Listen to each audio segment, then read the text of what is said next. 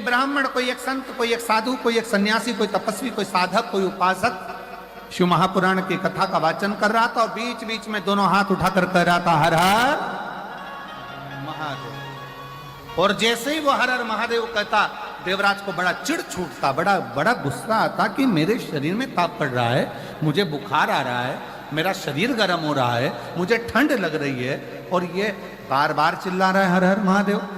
देवराज को क्रोध आ गया। शिव कथा कहती है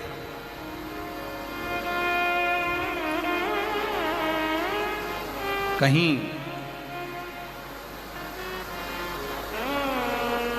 अगर मिल जाए शरणागति भगवान शंकर की तो उसको स्वीकार करो। कौरव और पांडव दोनों की सेना तैयार है, युद्ध के मैदान में खड़ी है, दोनों की सेना।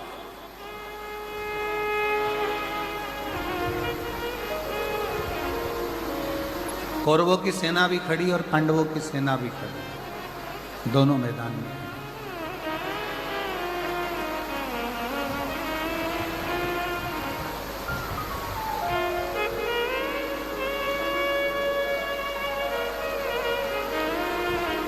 कौरवों की सेना भी मैदान में है, पांडवों की सेना भी मैदान में।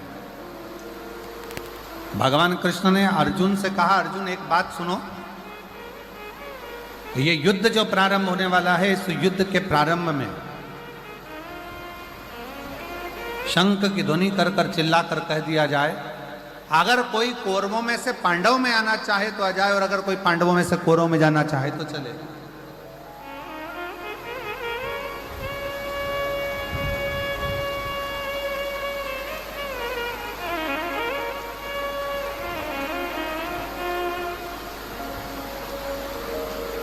मान लो यदि कोई कौरवों में से पांडवों में आना चाहे तो वो आ सकता, और यदि कोई पांडवों में से कौरवों में जाना चाहे तो वो जा सकता।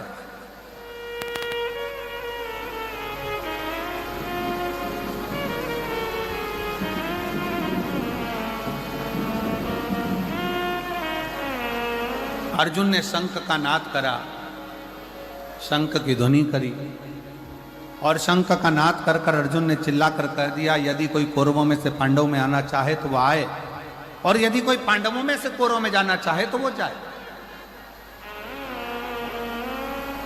पर पांडवों में से एक भी कौरव में नहीं गए।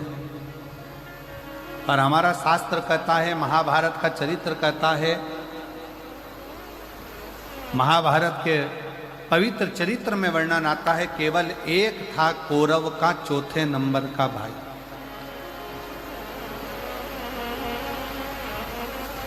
जिसका नाम था विकर्ण। कौरव का चौथे नंबर का भाई था विकर्ण, जो अपने रथ को लेकर आगे आया, अपने रथ को आगे बढ़ाया।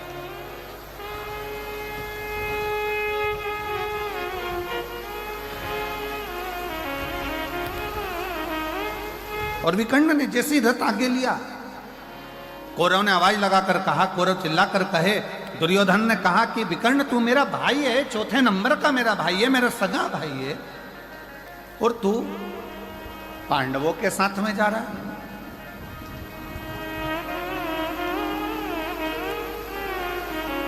तू मेरा सगा भाई होकर पांडवों की सेना में जा रहा है। विकर्ण मुस्कुराया, थोड़ा रथ और आगे बढ़ाया।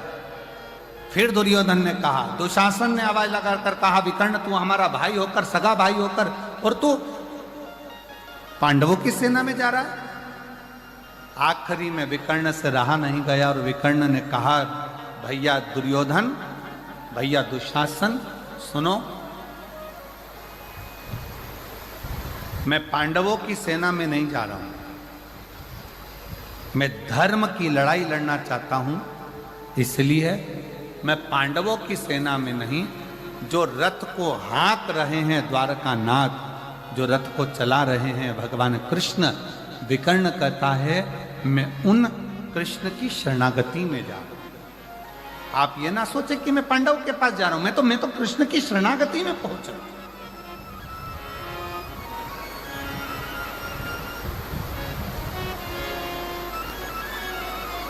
और जितने यहां पर बैठकर कथा को श्रवण कर रहे हैं माधेश्वर नाथ जी के पवित्र चरणों में, आप इतना स्मरण जरूर रखना कि ये कथा आप कहां बैठकर सुन रहे हो।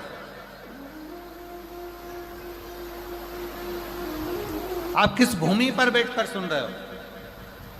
मधेश्वर बाबा के चरणों में बैठकर इस प्राकृतिक शिवलिंग के एक आनंदमय स्वरूप में, जिसको कोई बनाया नहीं है।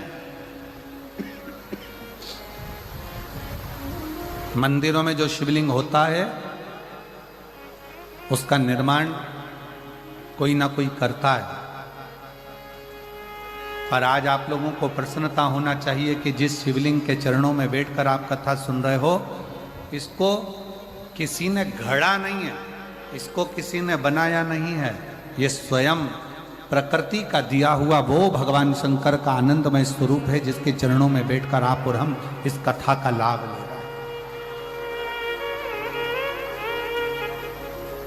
और देखो, मानो तो गंगा माँ हूं और ना मानो तो बहता, जम के बोलो जरा, ना मानो तो बहता, अब मान लो तो मैं गंगा हूं, और ना मानो तो पानी तो बह रहा है। तुम्हारी मर्जी पड़े तो डुबकी लगाओ, तुम्हारी मर्जी पड़े तो नहाओ, तुम्हारी मर्जी पड़े तो ले जाओ, तुम्हारी मर्जी पड़े तो जाओ।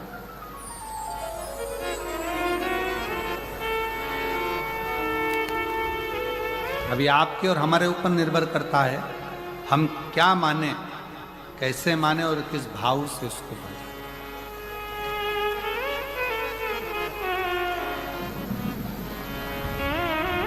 देवराज,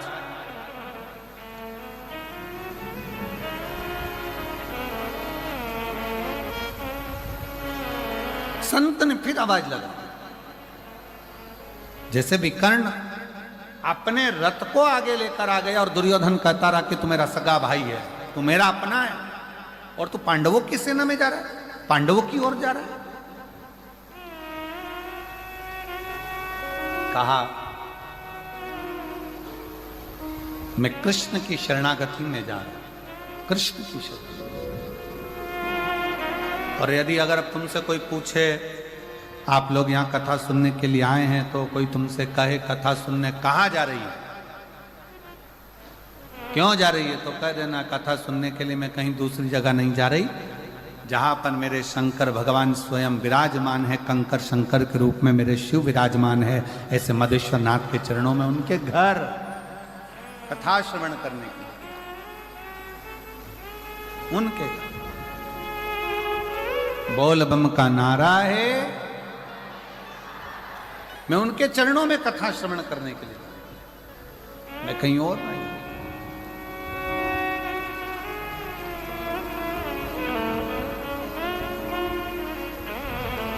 और तेरा ही दिया मैंने खाया पिया है, तेरा शुक्रिया है, तेरा शुक्रिया है।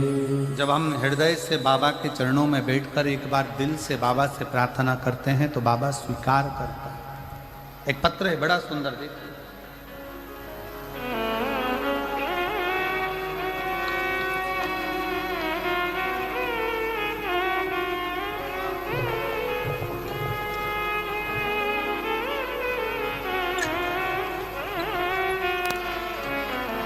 भाई धीरे धीरे बालक ने फिर चलाई और आज बाबा की कृपा से उसकी दुकान जम गई। उसी बड़े बेटे ने छोटे बेटे को और पढ़ाया और पढ़ाते पढ़ाते बेटे ने एग्जाम दिया, पर उसका कोशिश सफल नहीं हुआ। मैंने अपने बच्चे से कहा चिंता मत कर, अपन दोनों पशुपतिनाथ का व्रत करते हैं, और मेरे बेटे ने और मैंने दोनों ने पशुपति व्रत किया। बाबा की कृपा से रायपुर में जाकर मैंने पंडाल में बैठकर कथा को श्रवण करा और बाबा से वहां पर भी बैठकर निवेदन करा, बाबा मेरा एक बेटा तो दुकान कर रहा है पर दूसरा बेटा पढ़ाई में लगा है, और ऐसी कृपा कर दे कि उसकी सरकारी नौकरी लग जाए। आज मैं बाबा को धन्यवाद देने के लिए आई हूं।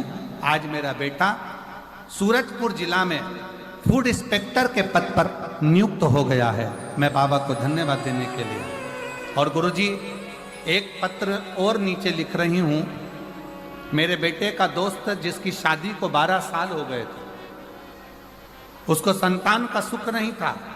मैंने उसको पशुपतिनाथ का व्रत और सफेद आंकड़े की जड़ के बारे में बताया और 12 साल के बाद मेरे बेटे के दोस्त के घर में पुत्र रत्न की प्राप्ति हुई। मैं बाबा को धन्यवाद देने के लिए यहाँ आई।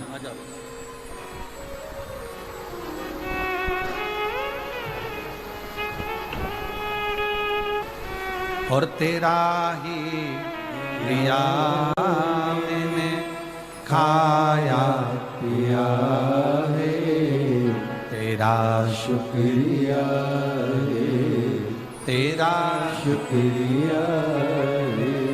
मुझे भोले बाबा ने बहुत दे दिया है, तेरा शुक्रिया है, तेरा शुक्रिया है। आपका मेहनत, आपकी लगन, आपका परिश्रम, जिस दिन आपने विचार कर लिया कि मैं पढ़ाई कर रहा हूं और उच्चता में एक आनंद के साथ एक लक्ष्य बनाकर कर रहा हूं, तो दुनिया में किसी की सामर्थ्यता नहीं कि आपको पीछे हटा। आप अपने लक्ष्य में आगे बढ़ोगे। हमने पहले भी कथा में कहा, आज फिर कहते हैं, माता के गर्भ से भी अगर किसी का जन्म हुआ है ना, तो हंसते हुए नहीं हुआ, हंसते हुए नहीं हुआ। माता के गर्भ से भी अगर किसी का जन्म हुआ है तो वो रोते हुए हुआ है। और स्वयं रामचरितमानस में तुलसी बाबा ने लिख दिया, माता कौशल्या जी राम जी का जब दर्शन करती हैं तो उसी समय पर कहती हैं, माता पुनि बोली सोमति डोली तजऊ ताते हरूपा की जय शिशुलीला अति प्रियशीला यह सुख परम अनुपा। सुनी वचन सुजाना रोदन ठाना। इस संसार सागर में जन्म लिया है तो शिव महापुराण की कथा कहती है, रामचरितमानस कहती है कि संसार में जन्म लेने के बाद थोड़ा ना थोड़ा दुख तो आपकी जिंदगी में आएगा ही, थोड़ा ना थोड़ा दुख अपनी जिंदगी में आएगा ही। पर शिव पुराण की कथा एक बात और कहती है, अगर आपका लगन, आपकी मेहनत, आपकी कार्यशीलता और आपके कर्म की प्रबलता है तो दुनिया में कोई हरा नहीं सकता। आप आगे बढ़कर ही रहोगे और सफलता आपके पास में आएगी। बढ़ो।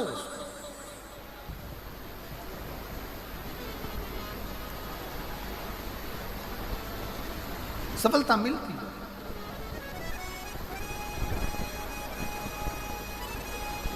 और मेरे भोले तेरा सहारा है, मेरे भोले तेरा सहारा है, मेरी नैया का तू किनारा है, मेरी नैया का तू किनारा है।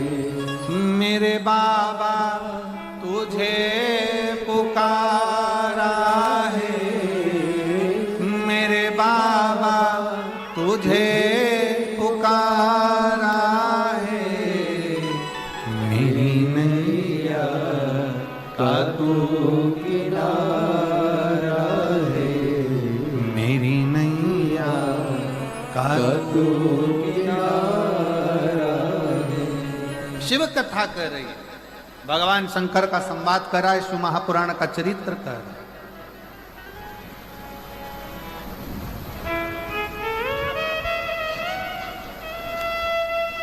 शिव महापुराण का चरित्र करा। देवराज नाम का ब्राह्मण क्रोध में आ गया कि मेरे शरीर में कष्ट है, मुझे तकलीफ है, मुझे दुख है, इतना कष्ट मेरे जीवन में पड़ा हुआ है और ये महादेव महादेव महादेव चिल्ला रहा।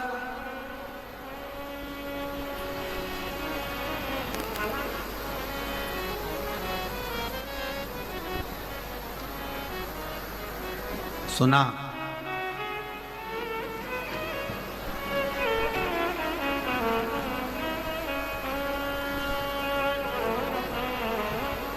सुनते ही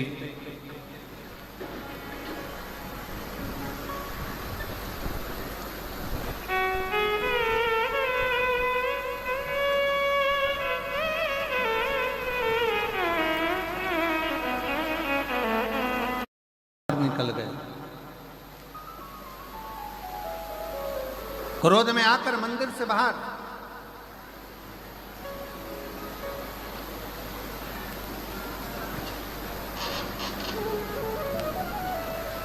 और जैसे ही मंदिर से बाहर देवराज गया, एक बेलपत्र का वृक्ष जिसकी छांव और उस बेलपत्र के वृक्ष के नीचे देवराज के प्राण को त्यागना।